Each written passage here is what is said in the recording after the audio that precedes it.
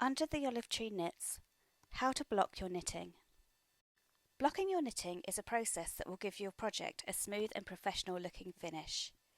You may be tempted to skip this step once your project is off the needles, but it really does make a big difference and it's well worth that extra bit of effort.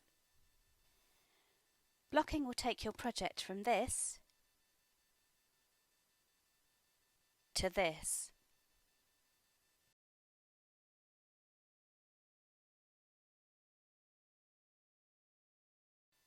Blocking really does work magic.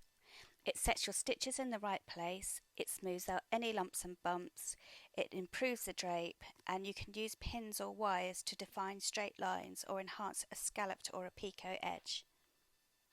In this video, I will be blocking the Stargazer shawl, which is a one skein asymmetrical shawl with lace patterning. The pattern and the yarn are available from Under the Olive Tree Knits, and I'll put links in the video notes if you're interested in finding out more. However, this process of blocking can be followed for any finished project. So let's get started. To block your project, you will need some blocking pins, also known as T-pins, or any other rust-proof pins will be okay. You can also use blocking wires, which are great for setting any straight edges. You need a bowl and some wool wash, or if you don't have any wool wash, you can use a drop of shampoo. Blocking mats are great, but if you don't have any blocking mats, you can use a flat cushion surface such as a mattress or a tabletop with towels, and you'll also need some clean towels. Start by adding a drop of wool wash to the bowl.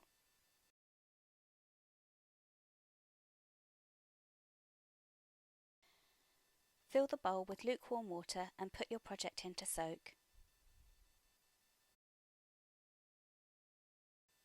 Make sure that it gets fully submerged and then leave to soak for about 10 minutes.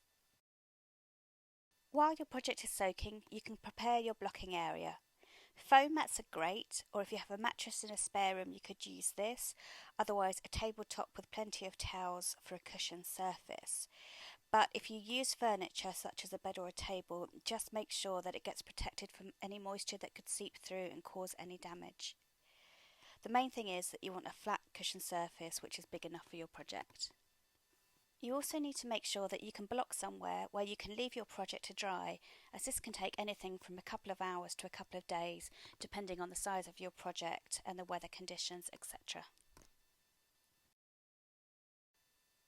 So, once your project has been soaking for about 10 minutes, take it out of the water and gently squeeze out any excess moisture. The good thing about wool wash is that you don't have to rinse it out, but if you use shampoo, then just rinse the piece in clean water before carrying on.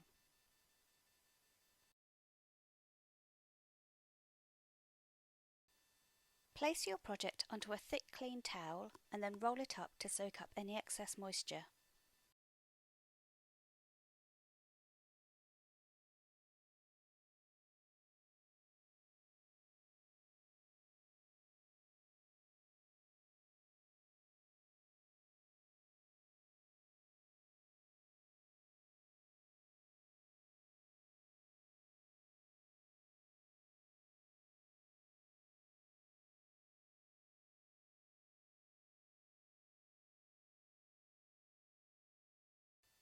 I like to do this a couple of times, so take a new clean dry towel and roll up the project again.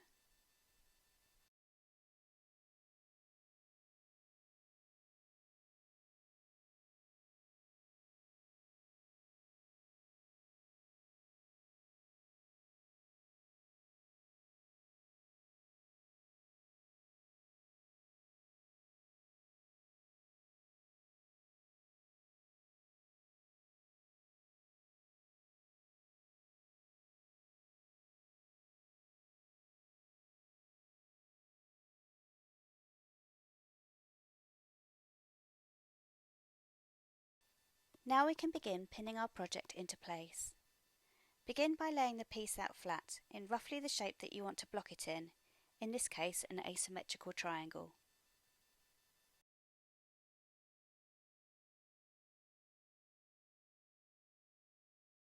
I'm going to start off by using blocking wires in order to pin the cast off edge into a straight line.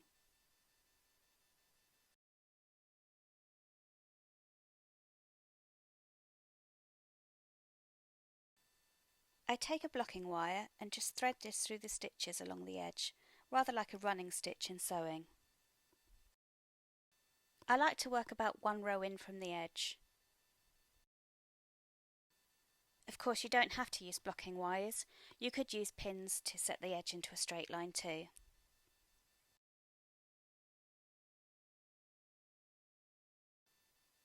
Once the wire has been fully threaded along the edge, make sure that the stitches are evenly distributed and sit comfortably on the wire with no bunching or stretch. Now we can start to pin into place. Using the blocking pins, pin the top and the bottom corners into place. If you are working to specific finished dimensions, here would be where you use a tape measure to block your piece into its final measurements. As size is not so important to this project, I'm just going to block to what feels comfortable.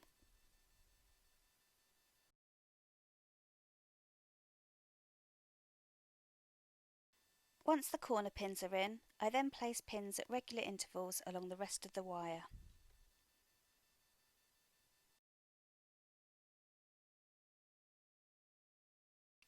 Next, I'm going to use blocking wires along the top of the shawl, one row in from the slip stitch edge.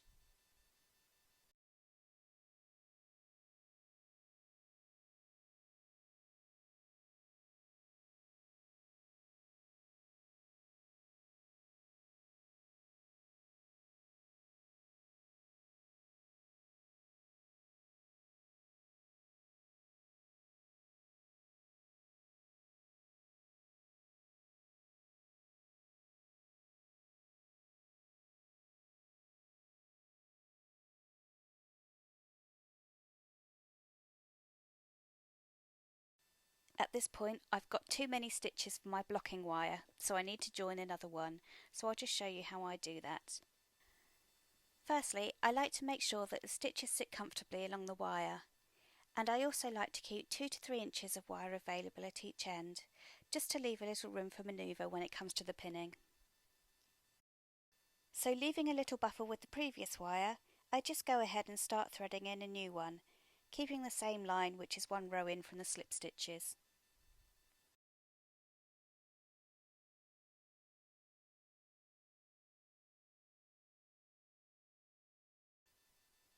And there we have the top edge of the shawl along the wire, ready to be pinned into place.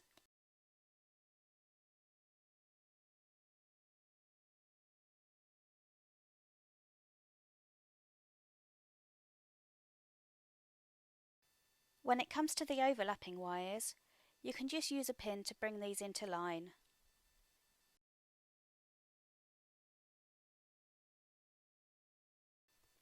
And now we come to the bottom edge of the shawl. And what's interesting here is that the knitting has naturally formed into a wavy edge. So we can make a decision. We could either use another blocking wire to set it into a straight line, or we could set that edge and keep the curves, which is what I'm going to do.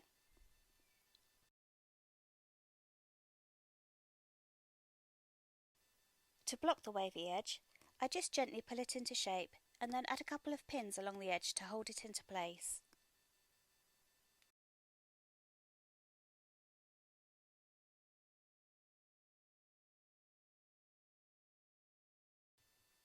I do this for the bottom edge of each curve.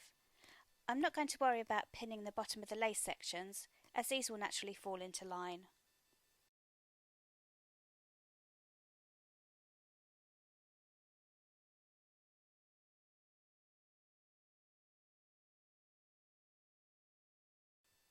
And there we have it. The whole shawl has been blocked, and all that's left to do now is wait for it to dry.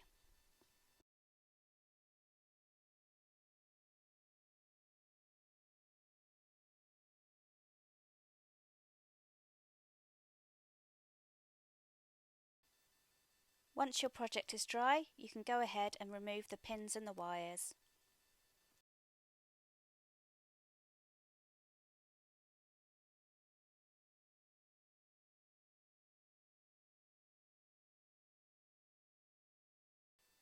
And you can see here how light and smooth the finished shawl is after blocking.